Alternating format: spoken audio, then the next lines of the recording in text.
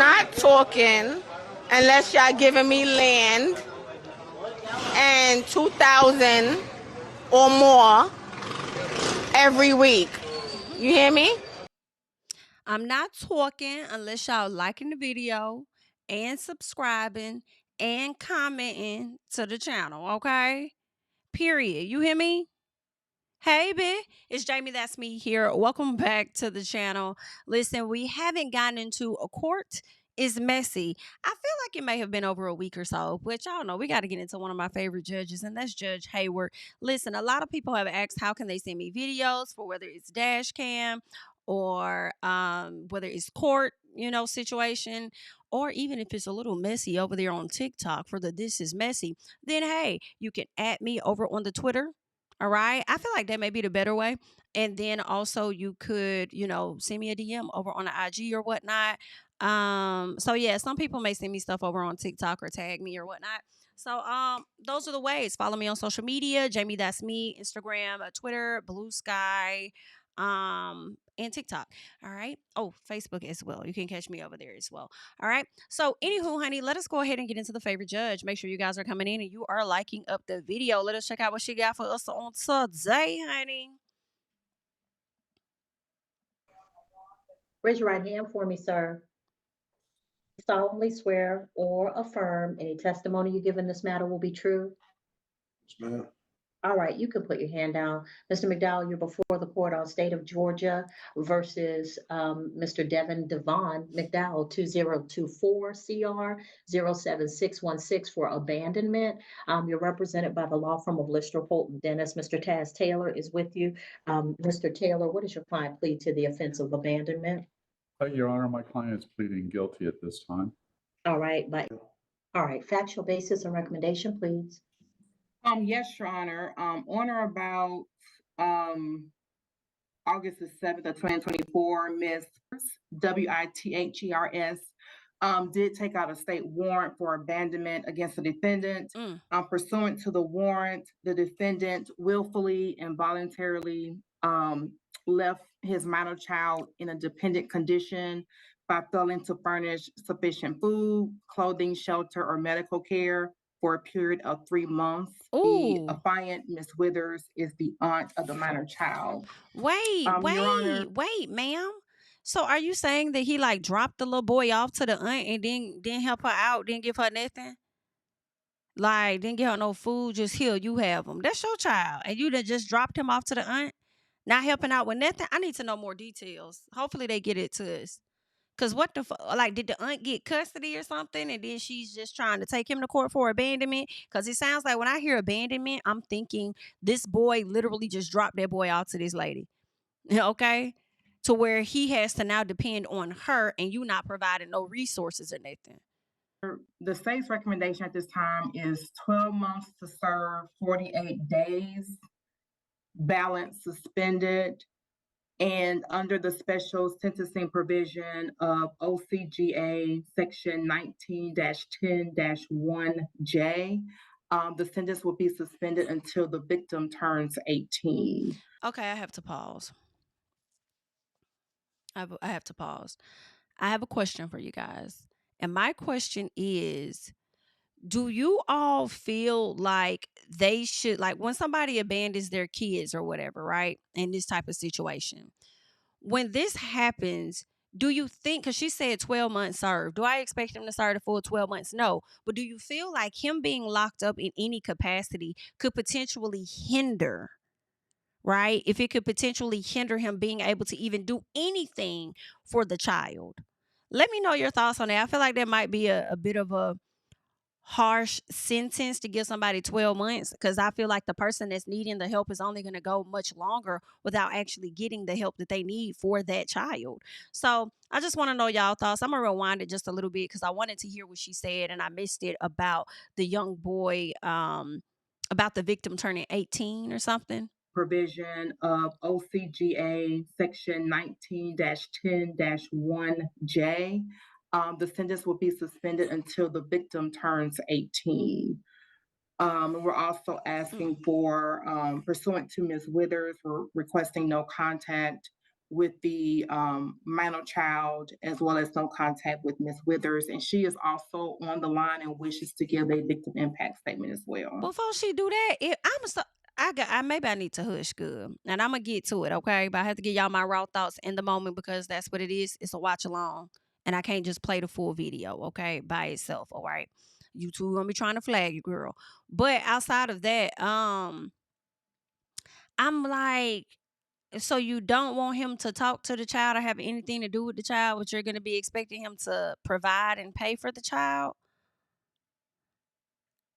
I will say that's not a bit fair, but with a man like that would just abandon the child and just leave the child be, hell, he probably won't be trying to contact them no damn way. So maybe you're making it easier for him, I guess. I will say, Your Honor, that the no contact provision between Mr. McDowell and his son was not presented to the defense prior to just now. Mr. McDowell had been caring for his son. The mother of his son is in prison. So if the son has been in Mr. McDowell's custody due to housing situations, Mr. McDowell. Oh, damn, Lord have mercy. Damn. So when I hear that, what I hear is that this kid or this man, whatever he is this week, next week, he's struggling, right? The mama already in prison, he's struggling and needed to drop the child off to somebody that he felt could care for the child. And maybe the aunt, and I'm not saying that the aunt should have just took the baby in without getting some type of help, honey. Okay, because I don't know what that boy been doing. He probably been out here hanging out or doing some other SHI. And it's like, oh, you got time to do that? You got time to help me take care of your child too, right?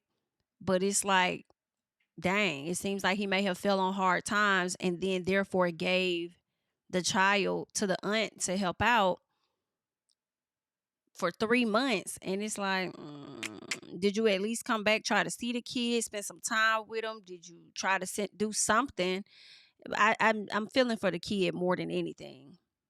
Recognize that he may be better off living with his aunt, who is the mother of the child's sister, and he voluntarily relinquished custody. I don't know if that's in a legal fashion or just go with his aunt. I do want the judge and the court to take this into consideration, that he has been providing for his son and been the sole support, but understanding the situation and what's best for his son and his son's education, which his aunt would be better able to provide him a stable housing location, which meant a stable school environment as well. He voluntarily did that. So we understand his aunt is concerned about monies being provided while she's taking care of the son. However, we don't feel that Mr. McDowell's done anything inappropriate that would cause no contact provision to be. I did like 5:30. Hold on, Mr. McDowell. Let me hear Ms. Withers.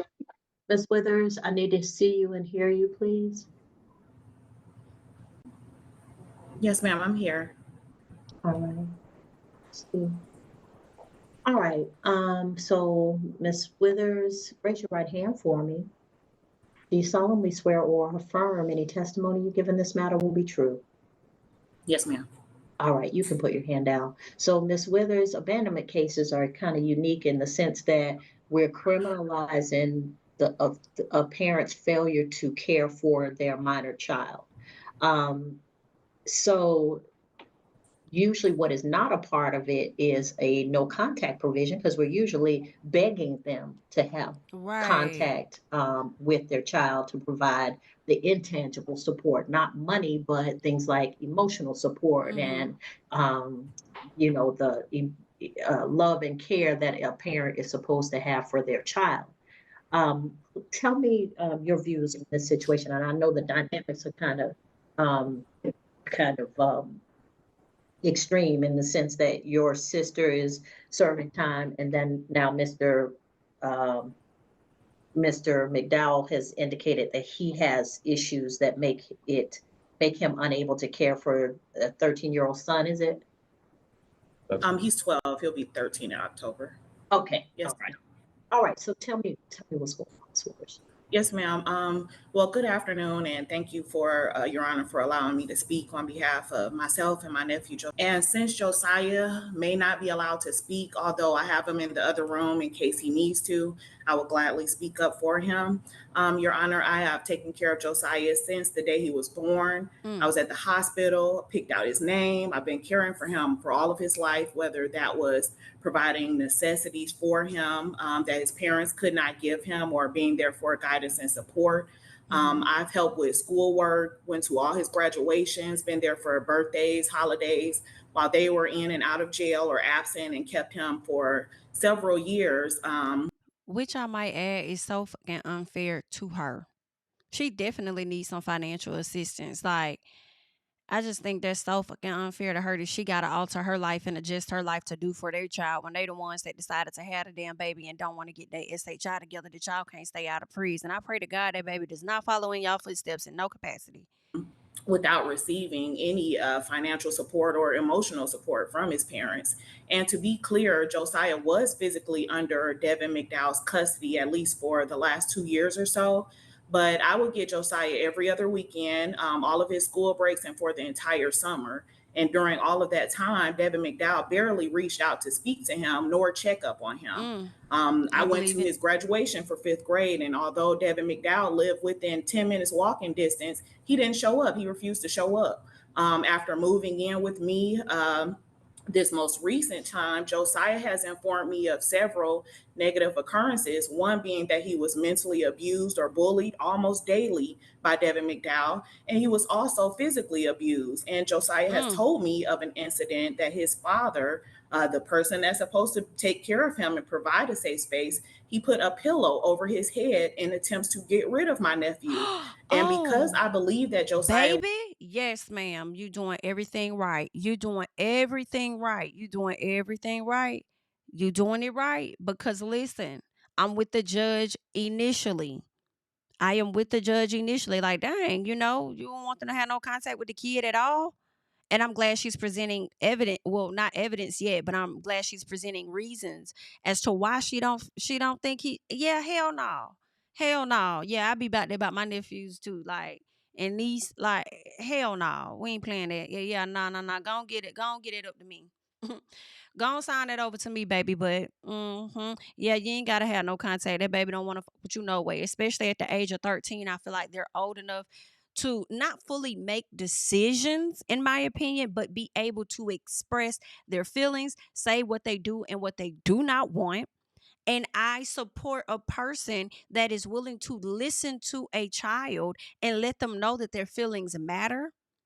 And they will definitely be taken into heavy consideration towards the next step. And I guarantee you that boy don't want to have shit to do with his daddy right now. You trying to put a pillow over his head and suffocate him? Yeah, you did the right thing. Take him to his fucking aunt.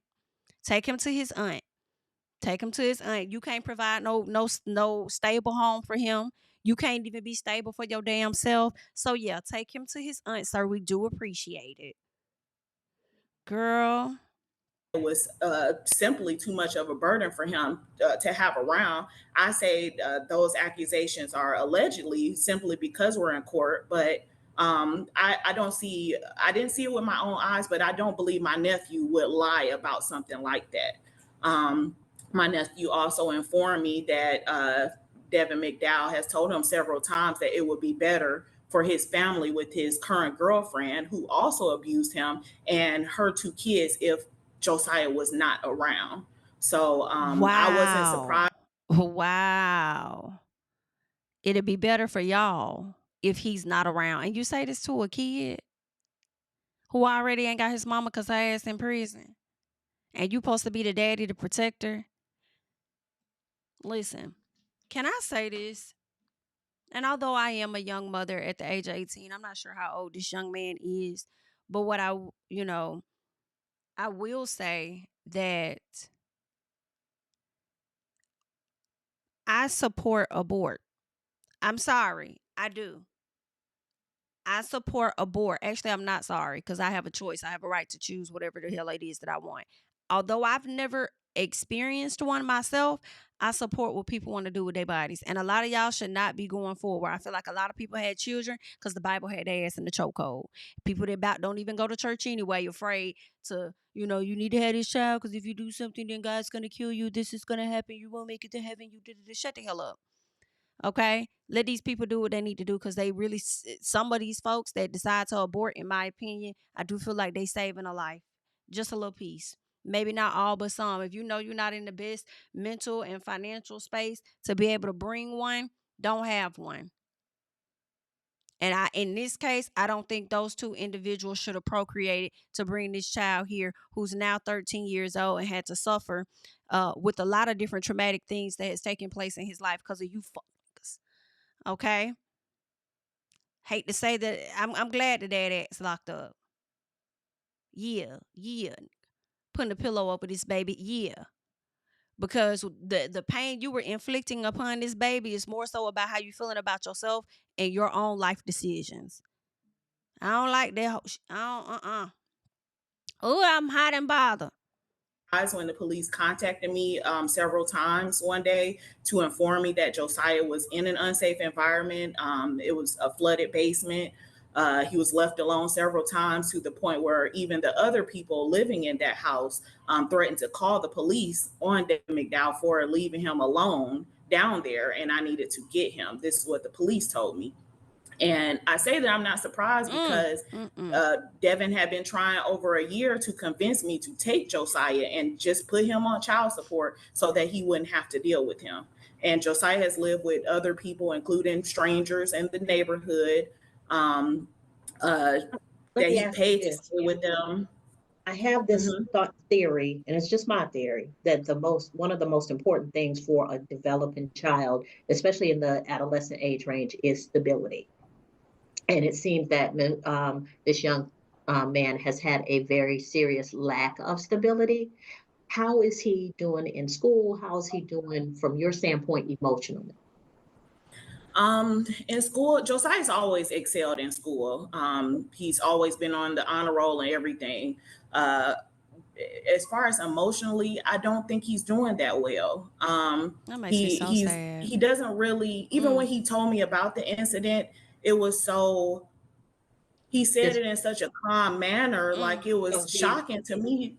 I'm sorry? Disconnected, because a lot of times what happens is when people experience any form of trauma, then they have what's called disassociation, where they will recount it calmly to someone else because they're pulling away from it emotionally. Yes.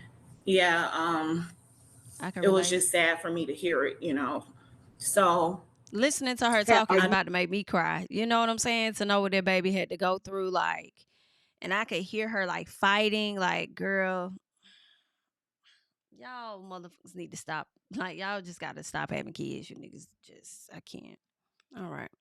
Are you seeking any kind of legal relationship with with the young man beyond just having him in your care? Are you seeking a legal relationship with him? Well, I'm going to court. I'm currently in court for the guardian ad litem, and I believe they're going to, I guess, determine if Josiah is going to live with me permanently with that guardianship. As far as anything else, when Josiah was given to me, he offered and signed a power of attorney stating that he would pay $150 every 2 weeks for Josiah. His girlfriend sent me $100, I'm assuming on his behalf, one time. And then he was forced by the Honorable Judge Wright Hill to give me approximately $500 in July. He didn't show up for the next appearance to avoid paying the remaining amount. And I've had Josiah for over 6 months so far, and I've not received any support outside of that for him. And Judge Wright Hill also asked that he call Josiah directly, but he only called him like 3 times around the end of June and never heard from him again. And he was out during that time period. So there's a pending case in juvenile court? Yes, ma'am. Okay. All right. So anything else, Mr. Taylor? Any questions that you have for Ms. Withers? I'm just a little confused to why she's trying to keep Mr. McDowell out of his son's life, and yet Bitch. Sir, did you not hear what this woman said? This man put a pillow over his child's head trying to unalive this baby. Did you not hear that? Granted, I understand your job and your task is to defend your client. However, come on now. Come on now. I guess, child. she's claiming that he's abandoning his son. It Well, looks like from the two things can be, Cuss him out, Your they Honor. can happen at the same time. Cuss him One, out. because this, based on her testimony, there seems to be a lack of stability. Absolutely, we do not deny that there's a lack of stability, and that's why Mr. McDowell turned over custody of his son to his aunt, to the son. But his son has also recounted some disturbing allegations that would constitute either neglect or abuse if proven. And so maybe that's why she's asking that he not have contact. Right. Well, certainly. However, those are allegations. This is the first I'm hearing of these allegations. Of course it is, nigga. Well, you expected Mr. McDowell to tell you? Well, I don't exactly trust Ms. Withers to tell me accurately either. Well, so now you want the little boy to come on and tell you? I think that Ms. Withers is the one who's showing up. And I hate to say it, your client's behind bars. Two of them, Mr. McDowell trusted her enough to take care of his child, because as you indicated, he willingly gave her the temporary, in whatever sense, custody of his child, and trusted her to care for this child. And so that's correct, Your Honor. I would suggest to the court that if the court's concerned about the young man's emotional well-being and growth, that his father remain in his life in some fashion. And well, Mr. Taylor, even if it's under the having done this long enough and having done exclusively, having done abandonment as part of my jurisdiction as a magistrate court judge, I can tell you that sometimes a parent's presence is more disturbing to a child than their absence. Come on, and in that sense, I mean, if it's going to be a situation where it's a back and forth, a pulling, of pushing,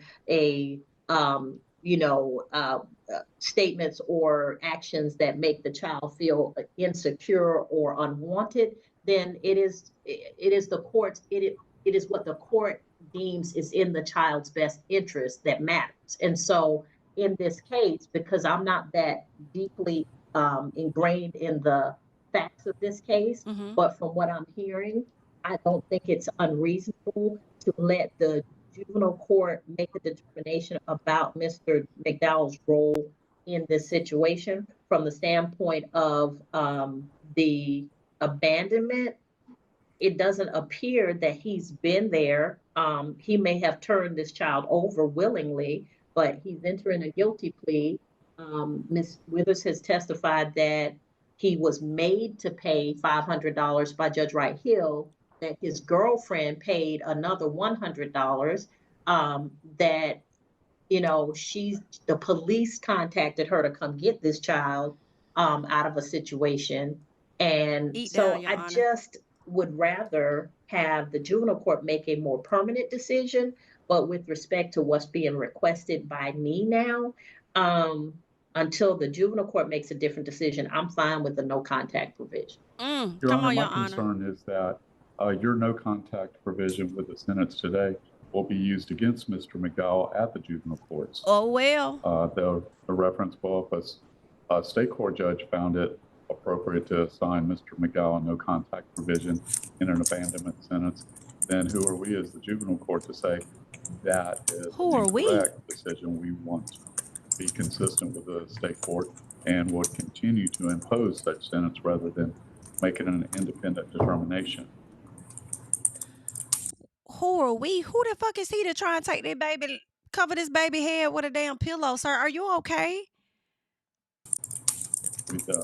I just feel that Mr. McDowell supervised visits, I think would be acceptable. Supervision of No, I'm not putting that burden on Ms. Withers, I know because that's that's a right. burden that comes with that there's some issues with supervised visits, because then I got to figure out who's going to supervise them, and if it's some third party, that costs money, and he already is not paying. Come So on. I'm not going to impose that burden. This is what I will say. Does the young man have a phone, Miss Withers? Yes, ma'am. He has a phone. I gave Devin McDowell his direct phone number. That's why, as I stated previously, Judge Wright Hill told him that he should call him. He called him a total of 3 times and hasn't heard. Josiah hasn't heard from him in months. All right, so this is what I will direct. Mr. McDowell, you can text the young man, which will leave a record. That is the contact that you are allowed to have with him, text messages only. And so these messages will be reviewable by the juvenile court, and the amount of messages, when those messages come in, whether they're positive or negative, those are all things that the juvenile court can review. Mr. Taylor's concern is that the juvenile court may just rubber stamp my decision. I know those judges, and they ain't scared of me. They have their own jurisdiction. And so I'm clear in my mind that they're not going to rubber stamp. But I will clearly, I will make it clear in this sentence that I will accept your plea of guilty. You're sentenced to 12 months to serve 48 days. The balance will be suspended as long as the only contact that you have with Josiah McDowell is by text message to the phone that he currently has and the number that you were previously given. Right. Those text messages will be reviewable by the juvenile court, and the juvenile court can make whatever determination it feels appropriate for the continuation of any contact that they may order with the minor child. With respect to Ms. Withers, the only contact that you will have with Ms. Withers is to send money orders. So they can be Postal Service money orders or Western Union money orders, or wherever people get money orders that are reliable. The only contact you're to have with her is to send money orders in the amount of $150 every 2 weeks. If failure to send those money orders will put you in jeopardy of coming back before this court for failure to complete a suspended sentence. And sir, your sentence will be suspended and pending until such time as this child reaches the age of majority. The child is not yet 13. So that's a good 5 years that you and I are going to be talking about your care and concern for your minor child. Ms. McDowell, let me just tell you something. Please, kids don't ask to come here. Condoms are cheaper than child support or child care. Eat him down. And so Chew when him. you bring a child into this world, you make the decision that you're going to work as hard as you possibly can. If I got to have 3 jobs, if I got to walk around clearing out people's garages and doing yard work, if I got to work 3 jobs at a time to care for the child that I brought into this world, then that's what I will do. But you can't rely on your girlfriend to pay for your child support. Your girlfriend has her own children, and she didn't lay down with the mother of this child and have a child.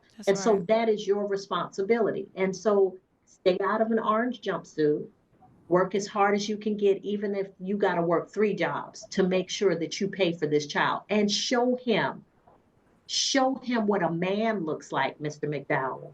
Somebody who cares for the people that they bring into this world. That's right. You can't just give Miss Withers your child and say, well, I can't take care of him. I'm going to give him over to you. Because you know what that says is that you're irresponsible.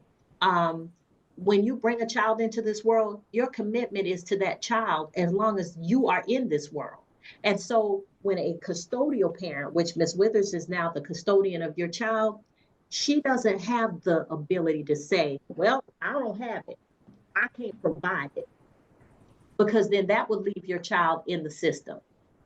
And you would have a fit if Miss Withers was like, well, I'm just going to kick him out on the street because I can't feed him today. Right. But that's essentially what you're doing. You're not feeding your child. You don't know if he's eating every day. You don't know if he's going to school. You're not sitting down doing homework with him. When he gets sick, you're not up making sure he gets to a doctor. That's right. You are not doing any of those things that a father would do. You're not showing me father.